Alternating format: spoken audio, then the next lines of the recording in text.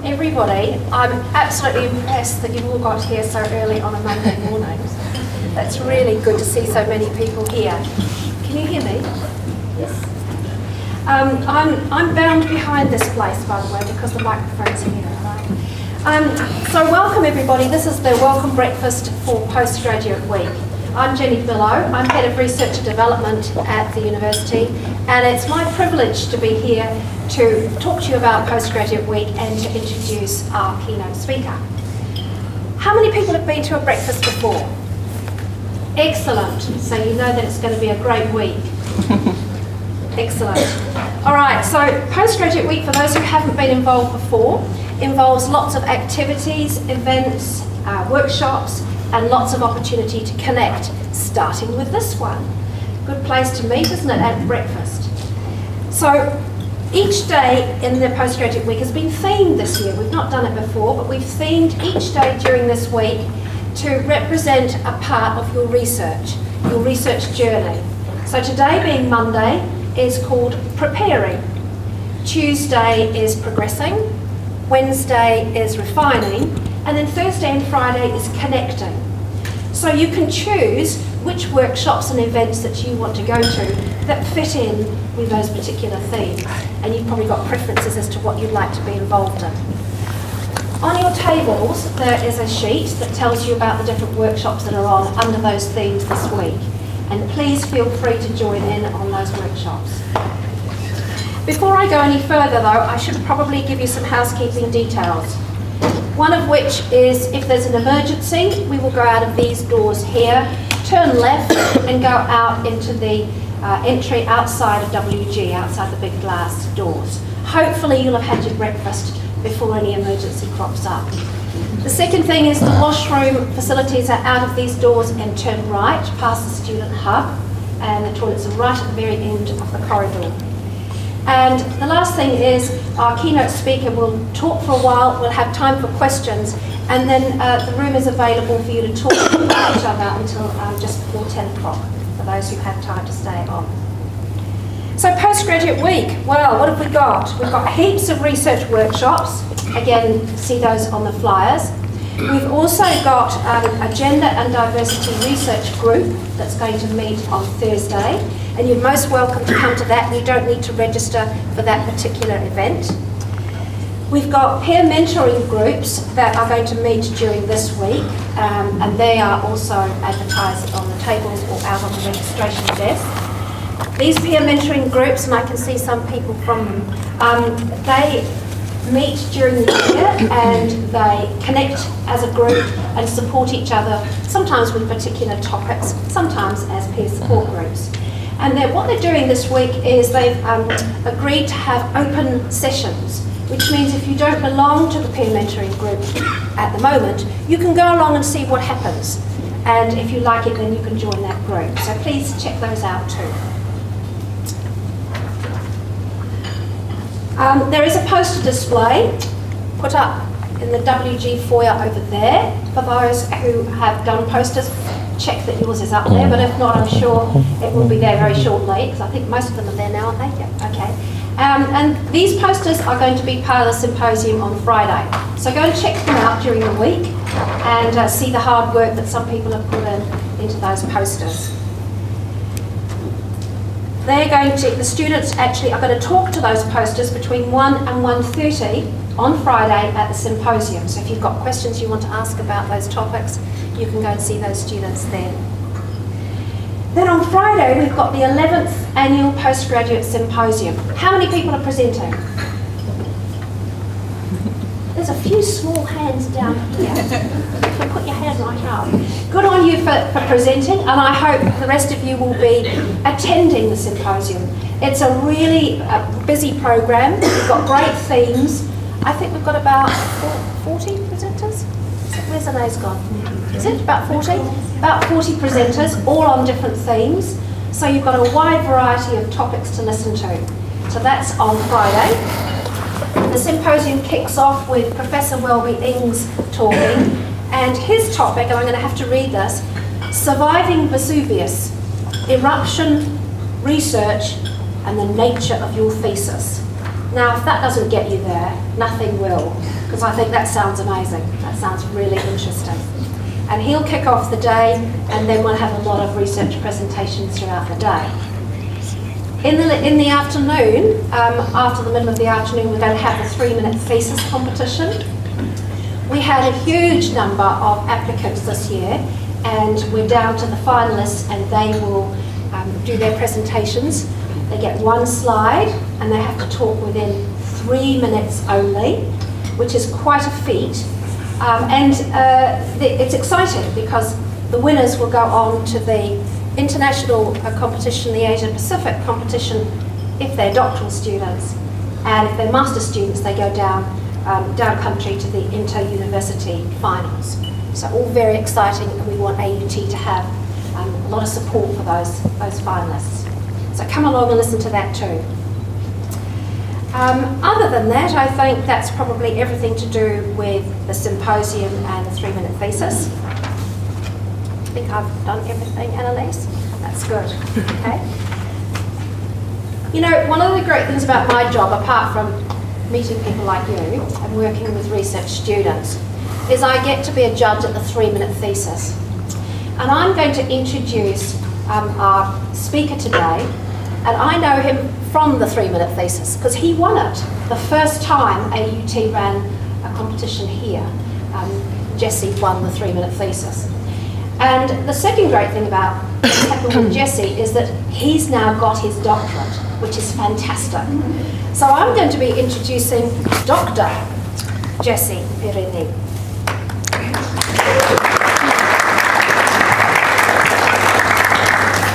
He's now got a postdoctoral position in the Multimodal Research Centre at AUT.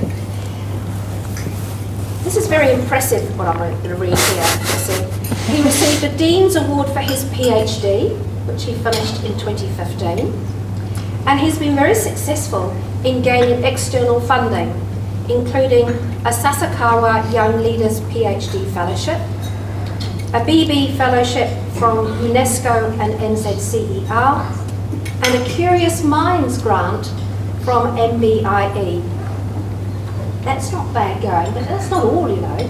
He's written a book called Peer Tutoring, a Training and Facilitation Guide, and it's a practical application of his research, and it aims to support teachers and peer tutors. I think that's very impressive, Jesse. So his, we were talking before, all my past, I was a social geographer, and Jesse's works on interaction. We were talking about social interaction, which of course is what we're engaging in here today. So I'd like to welcome Dr. Jesse Pirini to the stage. So welcome.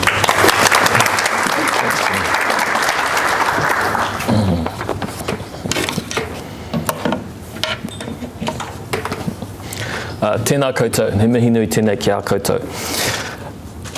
Thank you, Jenny, and to the Graduate Research School for the invitation to speak with you today at this breakfast. There is little doubt that the worlds of education, work and academia are changing. Schools are rethinking their learning structure and use of technology. New careers are blossoming while others disappear. And universities are finding their place in this changing world. For example, one website lists 700 legal tech startups, all trying to use technology to replace many of the jobs lawyers do.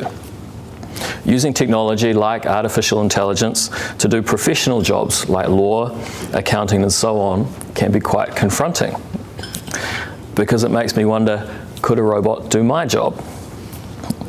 This question forces us to think about what makes our work unique, what makes our contribution to our chosen career path worthwhile, and more practically, what makes us attractive to employers or more likely to succeed as entrepreneurs. Whether or not you have a chosen career path in mind, asking these questions is important, since the answers will give you the opportunity to pursue activities that you find meaningful and fun. The first point I want to make is that we should focus on developing skills, and that we can apply these skills to solve problems, rather than learning to follow instructions. let me start with a little story.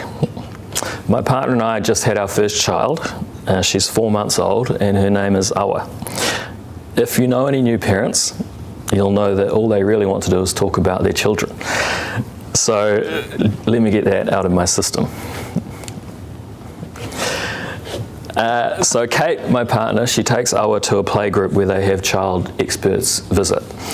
And it's called Space, if anyone has been to this kind of thing. And recently each child was given a kete, this woven basket. And all the parents contributed toys to put into this basket. And the toys that parents give are all meant to be everyday items. And so you can see some of them here.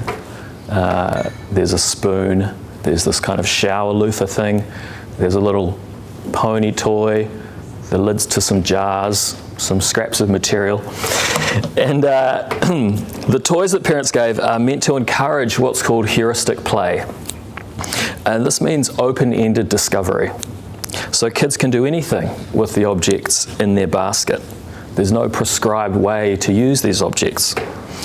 And this compares with some toys you see that are so specific that all kids are really doing is following instructions.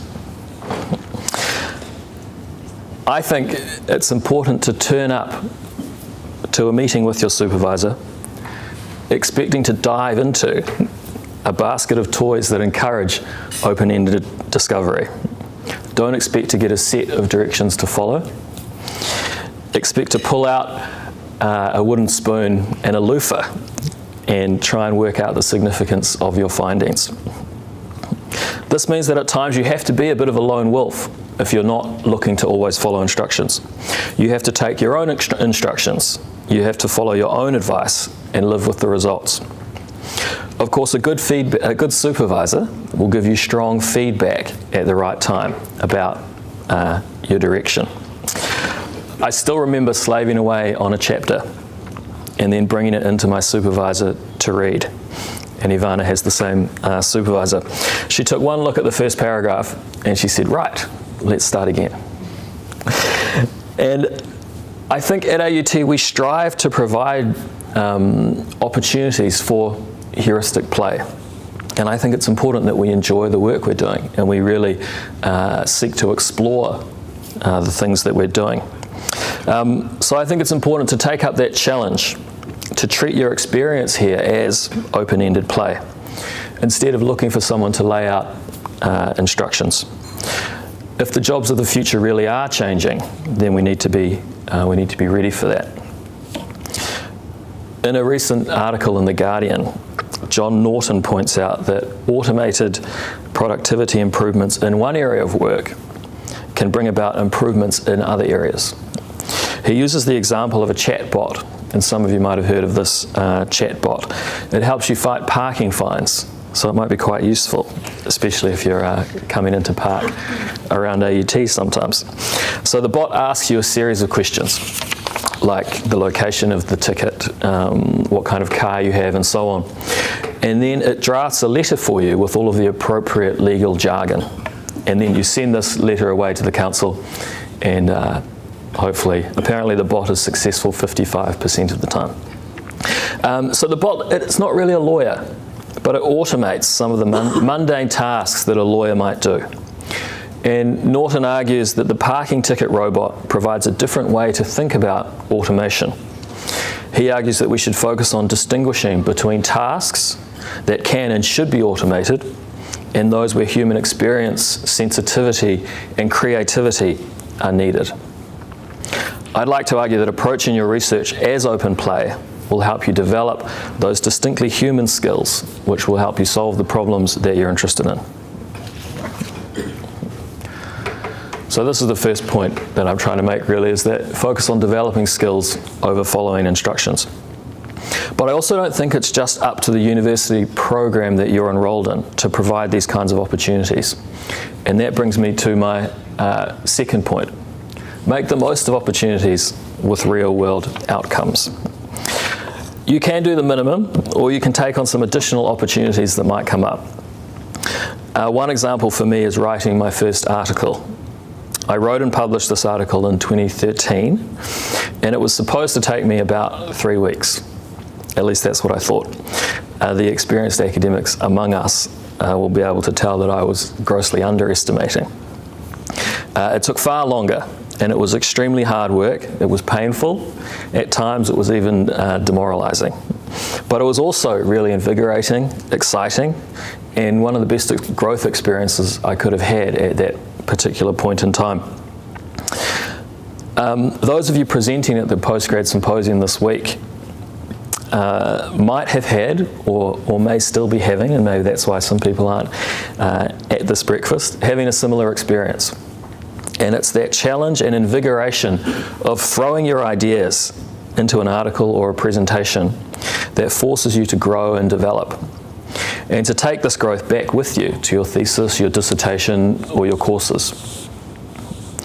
The reason I like the idea of publishing academic material is because it's more real than an assignment or a course can ever be, despite the value of these things. If you write a poor article, no one's going to publish it. If you write a bad essay and you know that it's bad, you can still submit it. You might manage to scrape through, but you have less skin in the game. You might still manage to pass, but you won't have gone through the sometimes infuriating process of growth that comes from doing something that has real consequences in the world beyond a grade. And I know grades obviously have real consequences. And articles and presentations aren't the only opportunities available to us. There are also many volunteer and business opportunities available. Based on my Facebook feed, it looks like anyone can start a business. Someone was trying to sell me the other day a hollow cricket bat that you can fill with beer, and then once you get out, you can make someone drink it. So there's all kinds of things out there. Personally, I've had a really good experience starting a business, and that's really contributed to some of the funding opportunities that I've had. This business was called Pencil Case, and although the focus has changed a little bit now, at one stage I had about 100 tutors working in the main centres of New Zealand, and I had a part-time staff member working for me. It's not massive, I'm no Bill Gates, but I learned a lot from doing this, and I continue to learn from that process. And I think in many ways, anyone interested in entrepreneurship or starting a business, money is actually really great feedback. If someone's willing to pay for what you're offering, then it is to some extent a measure of the quality of whatever service or product you put together. And if not, then it helps indicate that you need to make some changes. So my tutoring company, Pencil Case, helped me become an expert at tutoring and at training tutors. I ended up doing my PhD study with tutors. This year I published a book that Jenny mentioned with the New Zealand Council for Educational Research, and I have received some funding from MBIE, which is the Ministry of Business, Innovation and Employment. And that funding supports a tutoring program that I'm running with a forestry trust in the Taupo region. I actually received a scholarship from this trust maybe 10 years ago now, and I contacted them once I'd started Pencil Case, and I wanted to see if there was any way we could work together in an attempt to give something back to these people who had given me a couple of $100 when I was a struggling student. And I thought I'd see if we could work together. So I contacted them, told them what I was doing, and nothing happened. So I kind of let that thing go. And then a few years later, I got a call from someone. They just called my cell phone, and they'd started up this education program. And the way the program worked, this trust looks after forestry blocks. And what they're trying to do is support the beneficiaries of these forestry blocks to become more involved in the management at a higher level of the forestry block. So they developed an education program starting with students from age 8 all the way up to age 18, They attend workshops, they engage in these tinkering and making projects. And then the part that I was most heavily involved in was a tutoring program for the older students, where it's really important that they succeed in NCEA so they can get to the next stage, which is attending university. And the Trust has scholarships for students to do that. So it's a really exciting program, the kind of program that I am really excited to be involved in. And the reason that I was able to participate in this program and am able to offer some value is that I have developed a useful set of skills, and part of those skills have come out of running a business, part have come out of doing my PhD and trying to engage and take on opportunities that have these real world outcomes. So it's turned out that my business has intersected with my academic work, which makes everything slightly more efficient, and my desire to support practical social outcomes with research. So by taking on these opportunities, I've forced myself to solve problems, which has helped me to start to develop a broad set of skills that also have some depth to them. The last point I want to make is that there's some benefit to being strategic about your thinking in relation to the future in terms of what career or other area you want to get into. So it's possible to explore what kinds of skills are in demand in the areas of work or business that you're interested in. This is important because the difference between top performers in any area and the average performer is often quite wide. I know that in academia, the most productive academics might produce 10 times or more impact than your average academic. If anyone here is from computer science, there's a bit of research indicating that the top programmers are 10 times more productive for their organisation than your average programmer. So trying to become one of these top performers is really important in terms of your opportunities in life, your progression, and the kind of projects that you get to work on. So how do you find out what the top performers in your industry are doing? A couple of suggestions are that you can interview people, you can contact people and say, what are you doing? You can ask someone to mentor you. You can get industry experience through internships, but really just trying to get involved in the area that you're interested in moving into, and trying to seek direction about what's really valuable in this area. And then you can develop these skills by deeply investing in the opportunities that are available to you, the ones that I've spoken about previously, and maybe pursuing small to medium-sized projects of your own. So for me, Pencil Case has been a project with quite wide-ranging benefits, and I'm also experimenting with some slightly more focused projects. So I'm going to give you an example of that. So, as a postdoc, hoping to move into a more permanent position, I know that I need to write really well,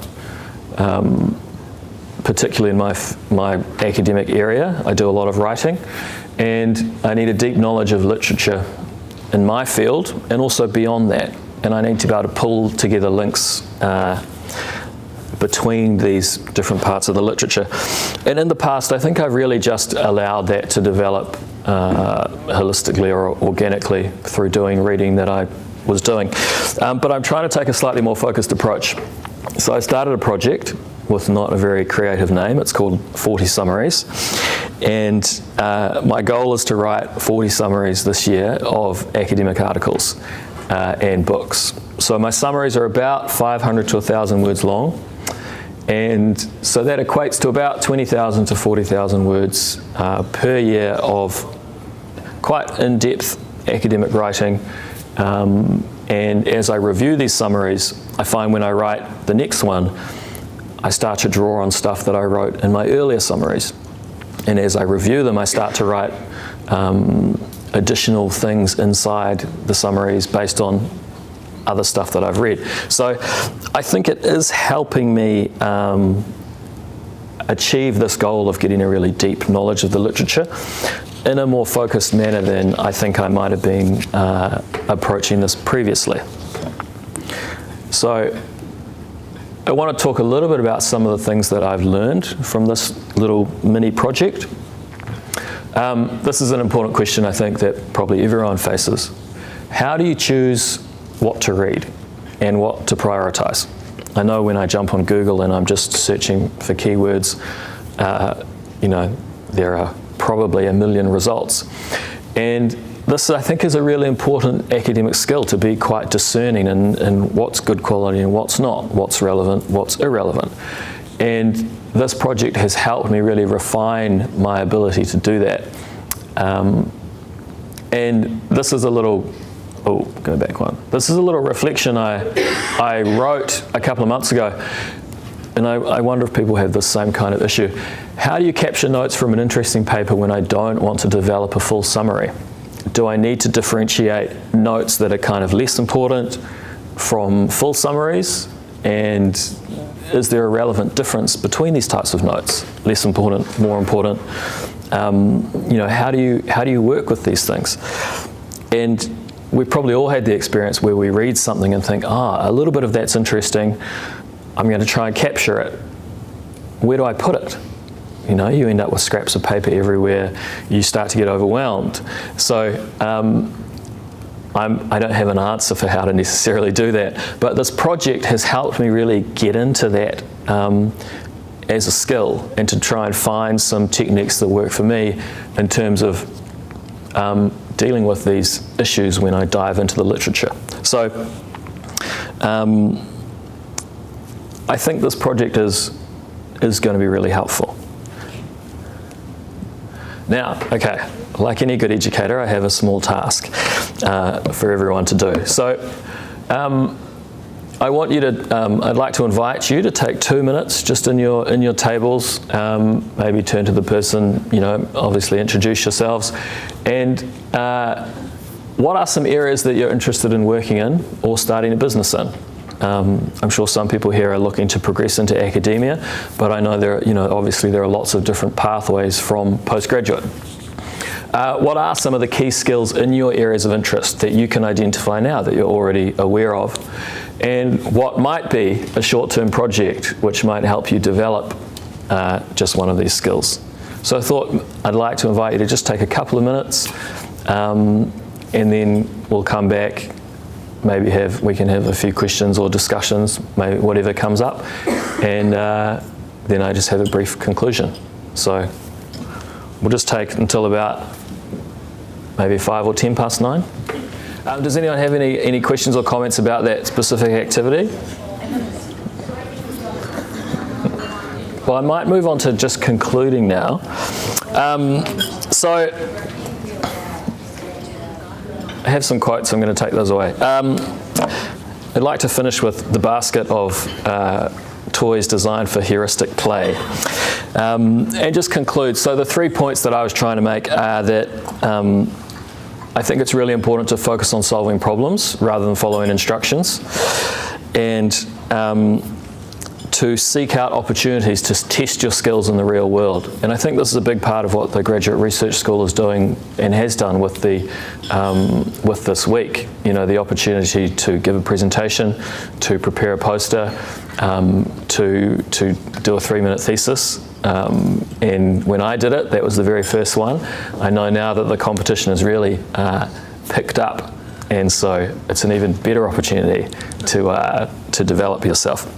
And lastly, think a little bit about the skills which might be valuable in the area that you're trying to get into, and then think about how can you develop these skills, whether that's through your research work that you're doing, or maybe you need to find some opportunities outside of that to develop a specific skill where you think you might be a little bit weak, or a skill that you think is really important. Yeah, thank you very much.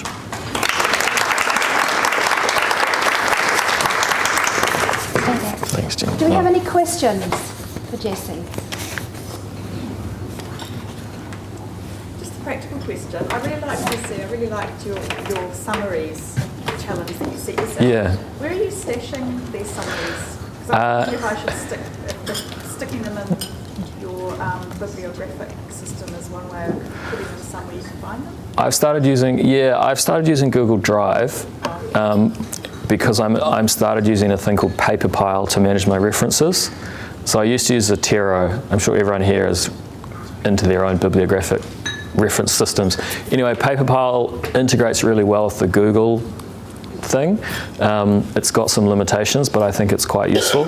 So I have a Google Drive folder. In there I've got all my summaries. Then I have a Google spreadsheet where I plug in references I want to read. And then I have a system where I can mark, has it been read, does it need to be read, has it been read and not summarized, has it been read and summarized, and have I reviewed the summary. So I'm getting quite technical. Yeah, and this has kind of developed over time, I think. Yeah. I'm not necessarily that kind of person, but I think that's what I've come to now. Yeah, I think that's a really good tip. I think it's quite good discipline. Yeah. It's sort of related to the same question, but like before getting summarized. So the part when you got like, this is the part that I would like, where do you use to save it? Do you just copy paste it with a... I take about a week on it. Well, I give myself a week to write each summary. So when I write the summary, I have about 5 questions that I'm trying to answer. So what did they do? Why did they do it? How did they do it? How is this relevant to my own work? And then I might copy a couple of relevant quotes, but primarily I'm trying to turn it into my own material. So rather than kind of pull a big chunk out and say, I'll keep this. You do it on the spot. Yeah. You work on it on the spot. Yeah, and I'll scribble some notes and then I might leave it for a day and then come back and write it. So I think I was talking to someone else about this. There's so much to read, you think, I've got to read everything. But I think there's more value in reading one thing for a week than reading 10 things in a week. You know, read one thing, really understand it, figure out what this academic was trying to do. And that is really valuable. Versus, I read 10 things, I can't remember what was really in them. Now I'm freaked out. Yeah. Any other questions? You've been let off the hook, haven't you? Yeah, You've been no, let that off was the good. hook. I was saying to Jesse before he started that when I go somewhere and listen to somebody, I like to be able to go away with 1 or 2 things. And so I'd like to suggest that you think about what you take away from today, because Jesse's given us something, given us quite a lot to think about. And I guess it reminds me of the times, and I'm sure most of you have had such an experience, where you buy a present for a child and you've thought a lot about it and you think, this is really what I want to give the child, and they take the thing out of the box and then they play with the box and they don't play with the toy. And that's partly the same concept that I think you had with the basket. And what for me has come out of Jesse's presentation today is that he's taken something conceptual and then he's brought it to us in a practical and strategic way by getting us to think about what we can do ourselves that makes sense with that concept. Because we've all got our own empty boxes that we've got to fill. Yours is called a thesis, I think. But the most important thing is, and what every examiner looks for, is what is your significant contribution? And I think that Jesse's given us a contribution today for us to go away with and to think on during the week. So please join me in thanking Jesse.